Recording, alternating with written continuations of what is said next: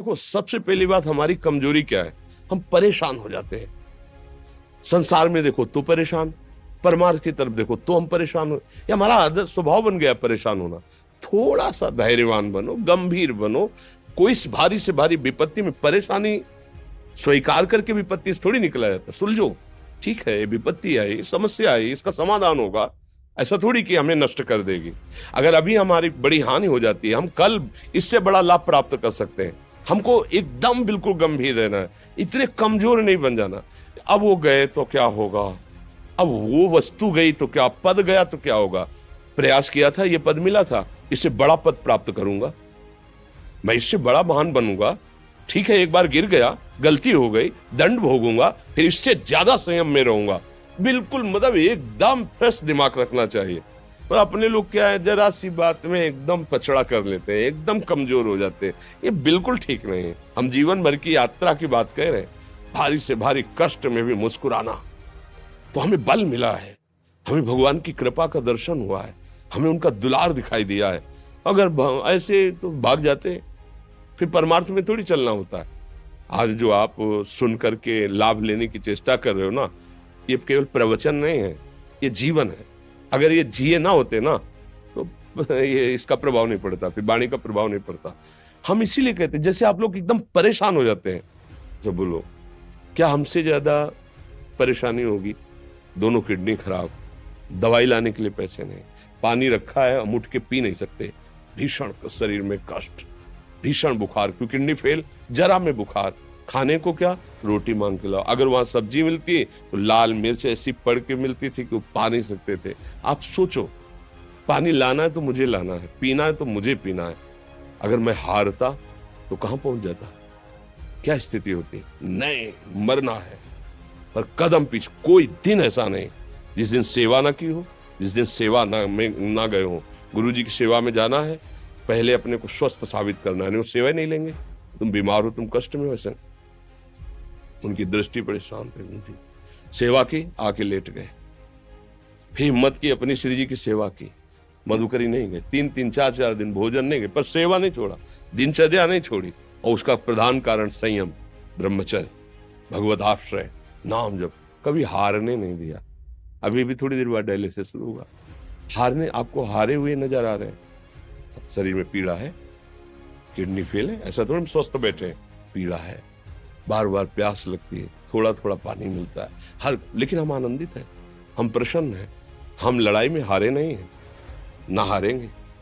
हम जीत चुके हैं, हम अपने मालिक के भरोसे में अपना सब बात। तो वो, ये हम अपनी बड़ाई नहीं बता रहे, हम आपको बता रहे समस्या।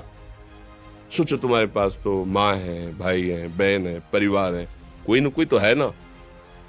मेरा किसी ने कभी जीवन में ध्यान भी नहीं दिया। क्यों? बचपन से बाबा जी बन गए, किसी से प्यार नहीं, किसी से संबंध नहीं, कोई जानकारी नहीं, हम कहाँ हैं, वो कहाँ है, किसी से कोई मतलब नहीं। अच्छा, जवान साधु कौन श्रद्धा करे? कभी गांव जाने की हिम्मत नहीं पड़ती कि रोटी मांग ले, पता नहीं लोग क्या सोचेंगे, क्या भावना कर ले। हम दरवाजे पे खड़े हैं, क्या कैसी भाव। तो जो हमारे सामने आकाश वृत्ति से आया यौवन अवस्था में, वही पाया, अन्यथा भूखे रह गए। जब हम हर समय अपने को विवेक के द्वारा सावधान रखे, तो हम कभी निराश नहीं हुए, कभी उदास नहीं हुए, कभी ऐसा नहीं लगा कि यार हम दुखी, कभी नहीं लगा।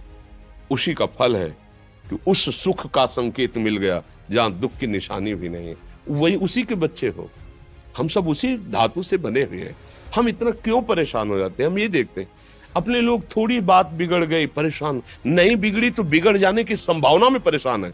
आज सुख है, लेकिन कल सुख छिन जाएगा तो हम आज के सुख में सुखी ना होकर कल के दुख की आने की संभावना में हम भयभीत हो। मतलब क्या हमारी सोच रह गई? हमको इतना बलवान बनना है कि सुख और दुख दोनों हमको छू न सके। भारी से भारी सुख की व्यवस्था है तो अहंकार नहीं, हर्षित होकर किसी का अपमान न करे कि हम धनी, हम पदाधिकारी, अमुक। भारी से भारी दुख आया तो हमें किसी के सहयोग की जरूरत नहीं, हम फिर अपने कदम बढ़ाएंगे, हम फिर जुड़ी हुई अपनी भावनाओं को सजाएंगे। मस्त जीवन एकदम। तुम अविनाशी के बच्चे हो। शेर का बच्चा भेड़ों के बीच में फंसकर म्यों म्यों बोल रहा है, बस अगर दहाड़ना सीख जाए तो कोई भी उसे परास्त नहीं कर सकता। ऐसे भगवद अंश, तू प्रपंच में फंसकर अपने को इतना दीन क्यों देख रहा है? तू ऐसा है कि भगवान के दिव्यास्त्र में भी ताकत नहीं तेरे को मार सके। तू अविनाशी का अविनाशी बच्चा है। विनाशी भोगों को, विनाशी शरीर को मैं मान के इतना भयभीत, इतना दुख ठीक नहीं। ये सबके लिए, केवल एक के लिए नहीं। आप समझो, आप लोग सोचते हैं हम गृहस्थ होकर भला ऐसी स्थिति कैसे। जनक जी सुखदेव जी के गुरु हैं और राजा हैं, महल है, रानियां हैं, नौकर है, चाकर। क्या सुखदेव जी जिनके शरीर में लंगोटी भी नहीं है, दिगंबर, परमहंस, परमहंस के गुरु हैं जनक जी जो राजा हैं। समझो आप ऐसा ना सोचे कि हम नौकरी कर रहे हैं, हम संसार में, हम गृहस्थ हैं, हम अध्यात्म की ऊंचाई पर नहीं चढ़ सकते। नहीं, आप एक सरकारी नौकरी या आप किसानी या व्यापार करते हुए आप एक अध्यात्म की ऊंचाई में चढ़ सकते हैं। और अध्यात्म ही है जो तुम्हें इस माया के दुख सुख से ऊपर उठा सकता है। दूसरा, चाहे जितनी संपत्ति आ जाए, आप सुखी नहीं हो सकते।